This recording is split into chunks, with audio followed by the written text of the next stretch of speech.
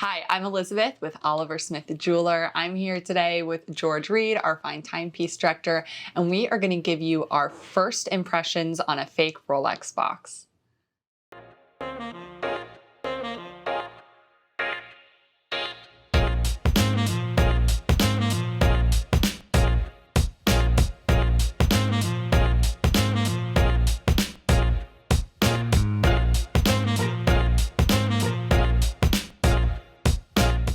So unfortunately, we're dealing with more fakes than ever in our industry, especially in the pre-owned market. And sometimes you can even tell from the packaging. So we're going to go through this fake Rolex box today, help you at home so you can hopefully identify when you see something fake too. Okay, so to start with, if you were to come into my store and put this down on my desk with any intent of selling what's inside of it, I'd probably show you the door pretty quick. This is a pretty bad example of a Rolex box, and it's obvious from the start.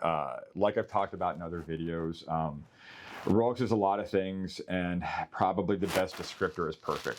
For them to do as many watches as they do, as many packagings as they do, and have each one just be so darn good is a Herculean task, but they achieve it every single time. So this right off the bat, if you look at how the material is draped onto this box, none of the lines are clean, none of it's crisp. You can actually even like push down. It's all heavy-handed. Oh yeah, I can see kind of here like it's kind of buckling. Yeah. We're like none of this should be like that. The crown's a little heavy as well now that I'm looking closer at it. But as you turn to the side, you can see the edges in white.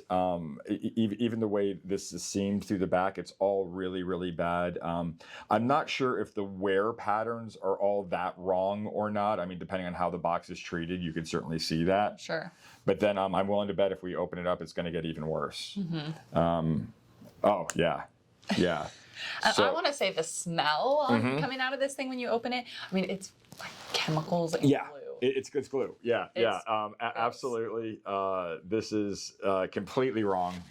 If you've had any experience with Rolex, you'd be able to identify that pretty quickly. There's no nap to this. There's no drape to it. It's very, very stiff. Okay, too stiff is what you're saying. Yeah. I wouldn't want to. It would scratch my watch. I wouldn't want to clean my watch with that. And everything in through here is, again, it's just horrible materials. You can see how it's glued together. It's just overall, it's too stiff. I wonder if we could even start to like pull this apart. We probably could. I wouldn't mind burning it all, but that's just me.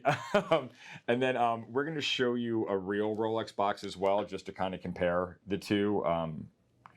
But yeah, when it comes to buying Rolexes, please trust your gut.